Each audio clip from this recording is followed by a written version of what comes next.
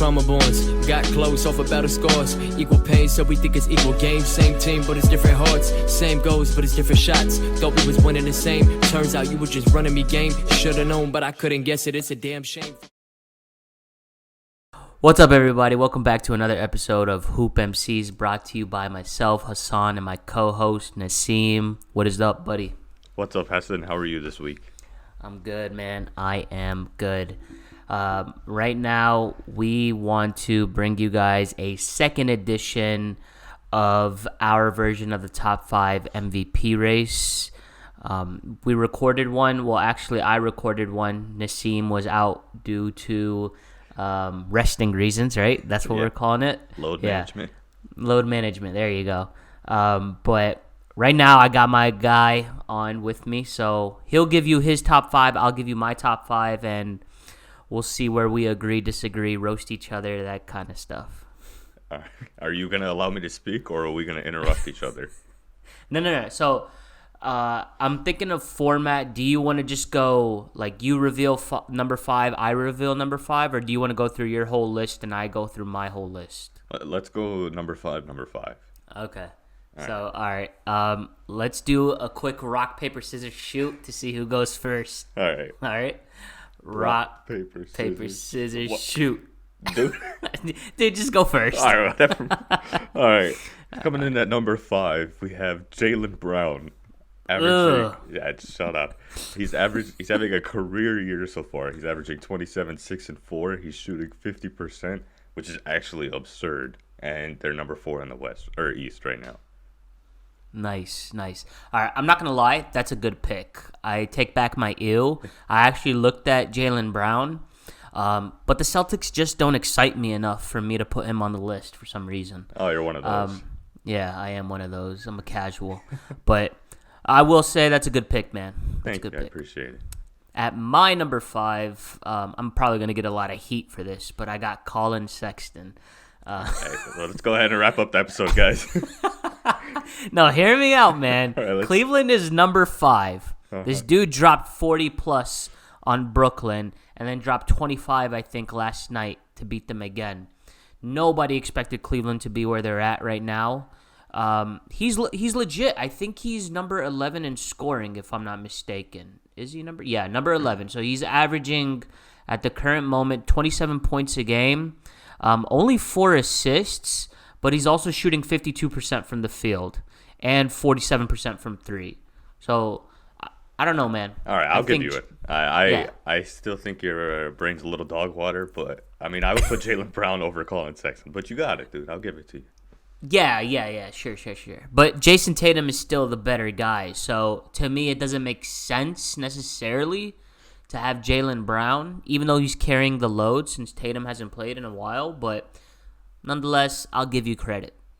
I don't know about that because, I mean, LeBron was number 2 in the rankings last year, and he had AD doing the same thing. I gave you credit. My bad. I gave you credit.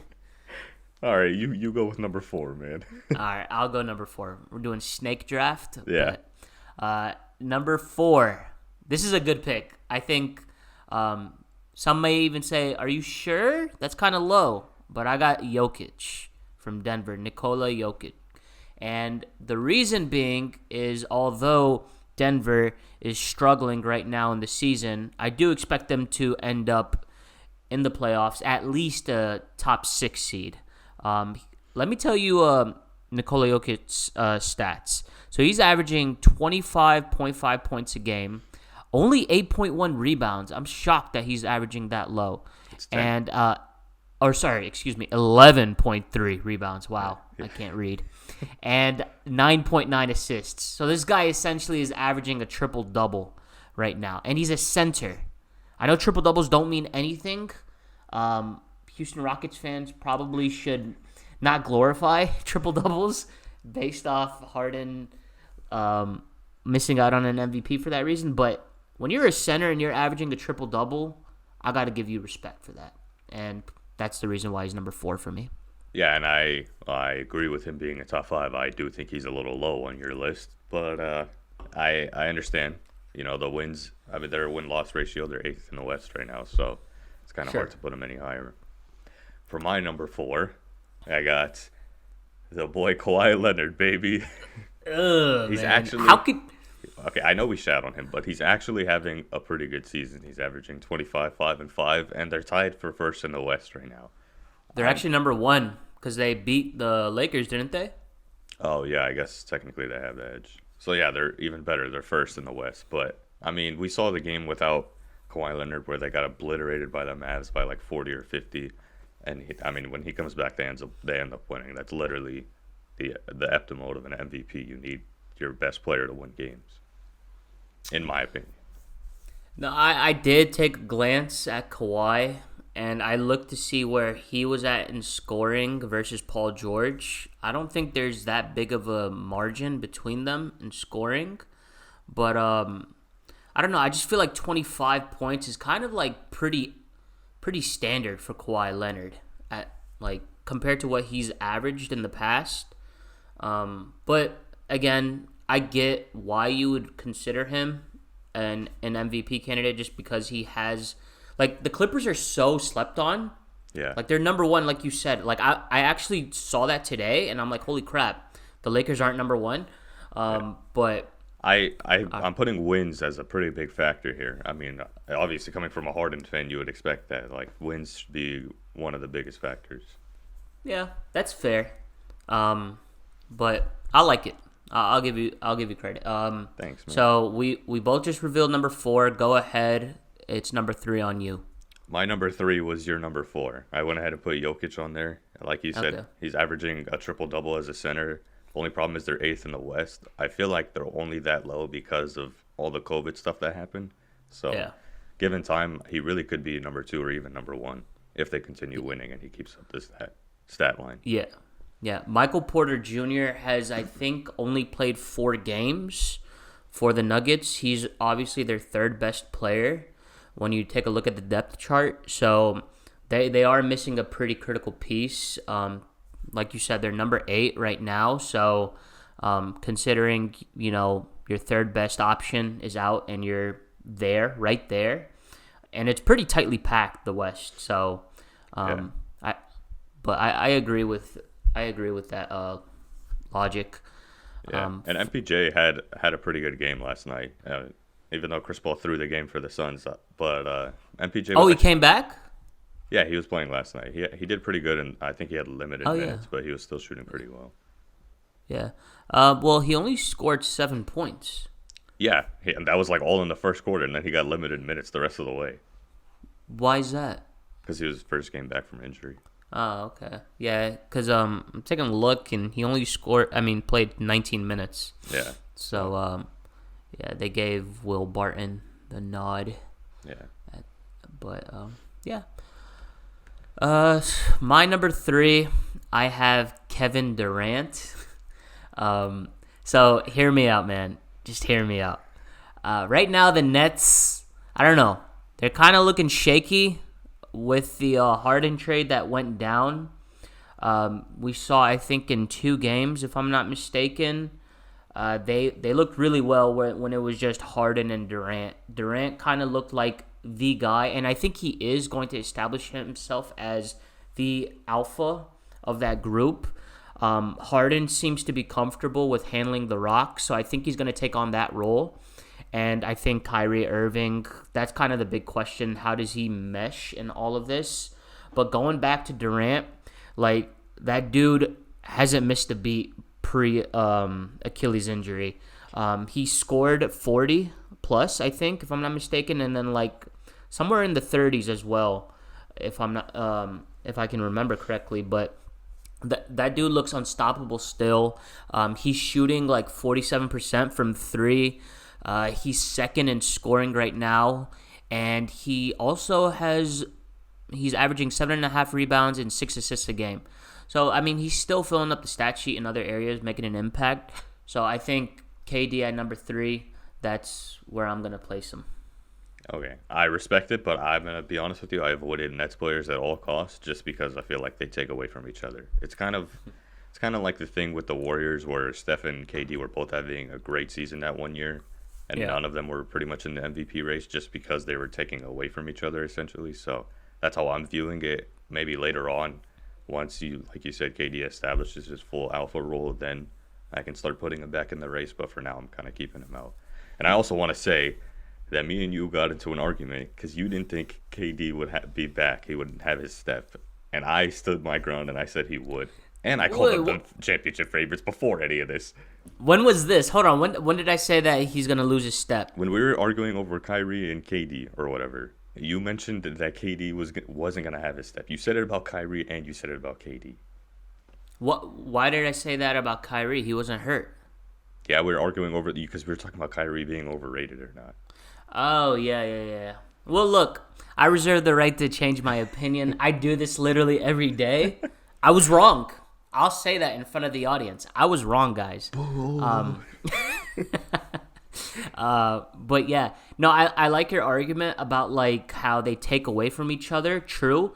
Yeah. But I think if KD, like, they're probably going to have him on a load management plan, like where he doesn't play back-to-backs. And if we begin to see kind of like a pattern where if KD does miss these games on back-to-backs and like if he misses other games and the Nets struggle, I think you can start to like formulate an argument that like, okay, well, they're not going to win a championship when KD's not in the lineup. Like, they're a whole different team without KD. And I mean, I think that's fair. It doesn't really make sense to have as talented as that three and one of them be in the MVP race just because it goes against the very literal definition of MVP. But this award makes zero sense because they've given it to other players where, like Steph Curry, for example, where he was on a 73-9 team. Obviously, that team itself was just amazing, and they still gave it to the guy when other players were excelling. But yeah. Yeah. I understand. Yeah, I agree. That's what the Nets players will be interesting moving forward in the MVP race until something is established there. Yeah. So you gave your number 3, right? It was Jokic. Yeah, and you gave yours. Okay, so I will go with my number 2. My number 2 is LeBron James. So for me, it's quite simple. I think LeBron has kind of shown regression in terms of scoring over the last couple of years, but we all know that it doesn't necessarily mean he's taking a step back in his game. I think it just means that he's essentially just saving up for the playoffs, and he's still dominating. Like, the Lakers are tied for the best record in the league. Anthony Davis is surprisingly having a down year, like in terms of scoring. He's only averaging like 21 points a game. The Lakers as a whole, they've gotten better. And LeBron is leading the pack for them in terms of scoring and in other areas.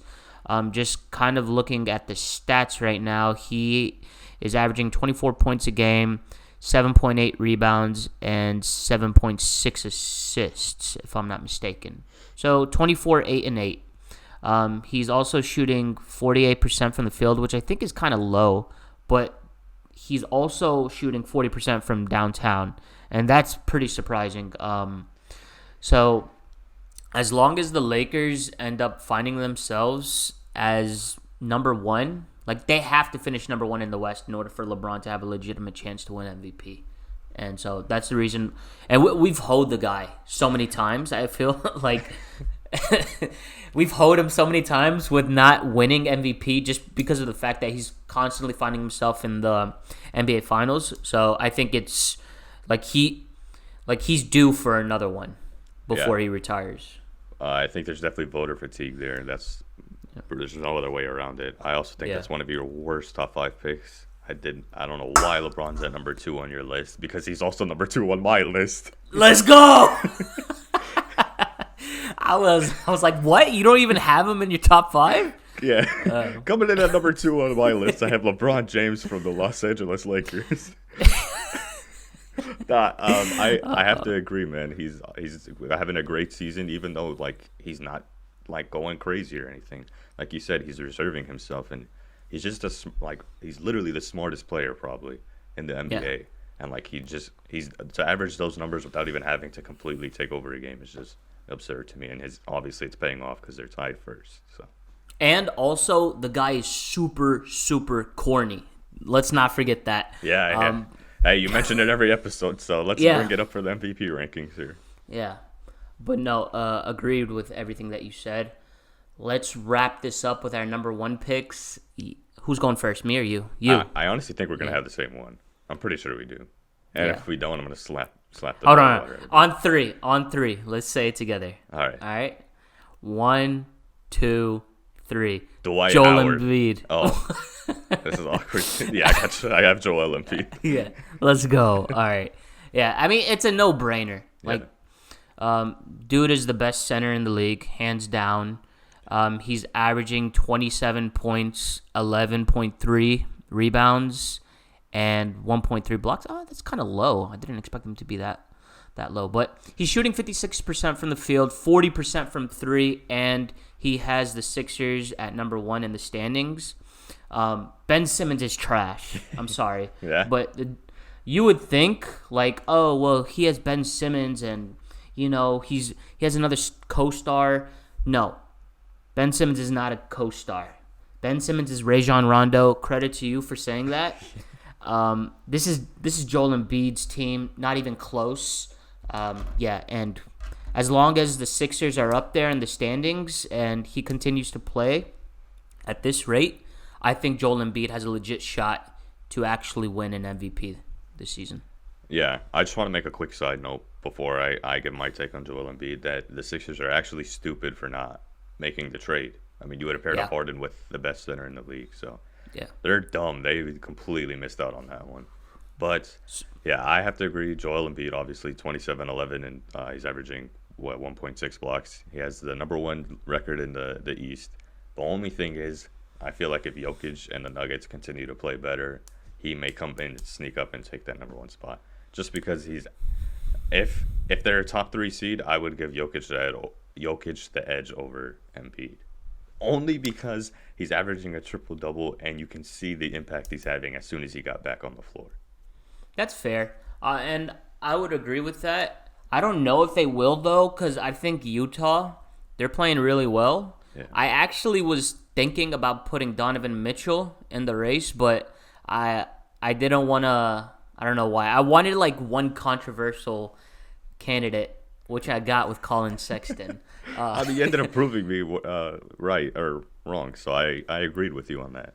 Yeah. But no, I think Utah is going to probably end up being number 3 or number 2, given, like, depends on if the Clippers slip up. But I think both LA teams and Utah will probably be in the top 3. You know who's really corny? Like, just because we're talking about Utah? Shaq. Like, did you see the thing with Donovan Mitchell? Yeah. That was so awkward. I don't get the point that he was trying to make. Was he just trying to, like, get him to react? Like, oh, yeah, if somebody says something negative about you, you just tell them, I don't care? Like, I don't understand. Was he, like, serious in terms of, like, I don't think you could be a first level player on a championship team? Yeah, the guy's like, 3 or 4 years into the league, and on top of that, what is the guy supposed to say? Like, how do you feel about that? I don't care. I just won a game. I'm gonna go chill out, dude. Like, get off me. Yeah. 17, 18, 19, 20. Yeah, he's in his 4th year in the league. Yeah. The thing, though, about Donovan Mitchell, that I took a look at his stats, for the past 3 years, he's kind of had the same scoring. So, I mean, like, he hasn't exactly, like, taken a step up in terms of being an offensive threat, like at least improving his offensive game. Yeah. He has those games, like those wow games where, like, we're like, wow, Donovan Mitchell, I forgot about this guy for a little bit. And then he goes back to kind of being like we saw that in the playoffs. I think he dropped 50, right? Yeah. Yeah. Him and Murray were just dropping 50 back and forth. Yeah, that was a wild playoff series. But no, I think I don't know where we got like where are we going with this? Well, I was talking about corny people. No, you did bring up the fact that the Sixers were idiots for not making that James Harden trade. Yeah. Like they were offering Simmons and Matthias Thybulle, if I'm not mistaken, and then a couple of picks. And I think they wanted Maxey instead of Thybulle, which, like, in the grand scheme of things, it 1,000% was an idiotic move by the Sixers to not offer Maxey because, A, is Maxey going to be like a key rotation player in the playoffs. I mean, like, he'll definitely get minutes, but like Harden is going to handle point guard duties, which Ben Simmons does. That's a huge upgrade. You're also getting an upgrade in scoring. Like, why wouldn't you want to pair that up with Embiid? Because you know defenses are going to like essentially double up on him. And where else is your scoring going to come from, you know? Yeah, it's not like Ben Simmons is going to be open for three and do anything with it. It's not even the fact that it's open from three. It's the fact that the dude is so like reserved, so passive that I don't even think like he doesn't think about scoring. Like to him, it's always like pass first, pass first, pass first. But I mean, it's not gonna do the Sixers any good.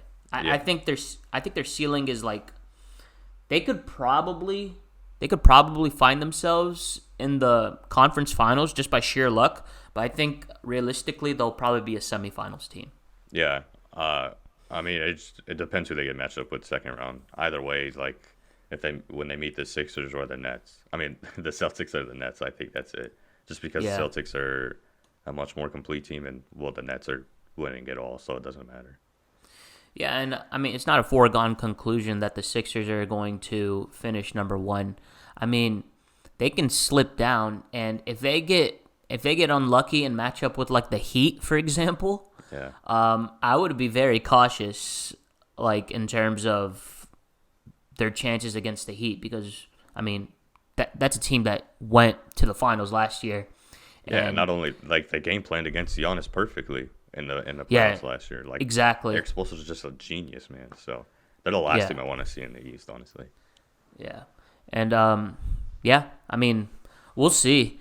I still think the Lakers are the clear favorites out of the West, and the Nets, I still think they're clear favorites out of the East. But the NBA season has been pretty exciting. COVID has been throwing a couple of games. A couple. Not a couple, but yeah, you always hear about games being postponed due to COVID reasons, but I wonder what'll happen.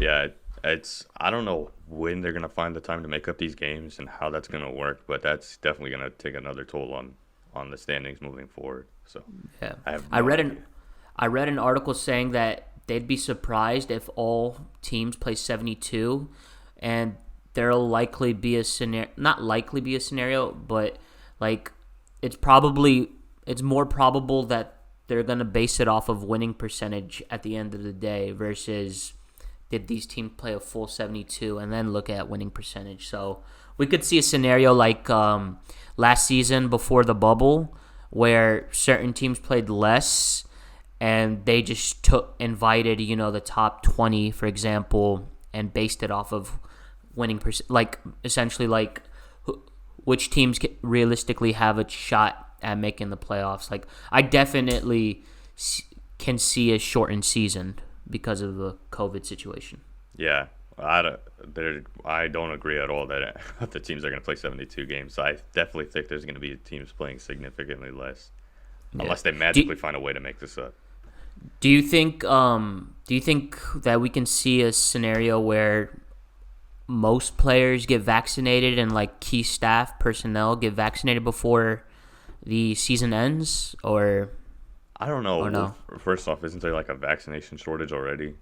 So that could play a factor. But I don't know if all the players are going to be open to that. It's kind of up to the players at that point. That's true. That is true. I don't know what to take it. That's the thing. Yeah. But at the same time, who knows, man? Like I don't know. I feel like most players would take it. There are a couple of like. I don't know. Michael Porter Jr. is one to come to mind. That guy seems like an anti-vaccine kind of guy. But no, that I did read an article where they talked about players getting vaccinated and how that can like improve the situation, like in terms of games being postponed and stuff. But you're right. It is up to the players ultimately, and distribution in the U.S. is still an issue where they're prioritizing healthcare workers and like people at risk. So yeah. We'll see. I don't want to put my 2 cents in there because I genuinely don't know. Yeah, Rockets suck. Yeah, Brandy. Okay, well, I think that wraps it up for this episode. We appreciate you guys for tuning in. Let us know on Instagram or on Twitter whose top 5 you agreed with or more likely to agree with, whether it was Nassim or myself. We'd like to hear your opinion, so go ahead and comment on our posts whenever we do release these episodes out on social media. You know, we love fan engagement. Follow us on Twitter and Instagram. Make sure you tune in either on Spotify or Apple. And if you prefer video podcasts, you can find us on YouTube as well. So we appreciate you guys for always tuning in. Until next time, peace. Thank you, guys. Later. Bye. Trauma bonds, got close off of battle scars. Equal pain, so we think it's equal games. Same team, but it's different hearts. Same goals, but it's different shots. Thought we was winning the same. Turns out you were just running me game. Should've known, but I couldn't guess it. It's a damn shame.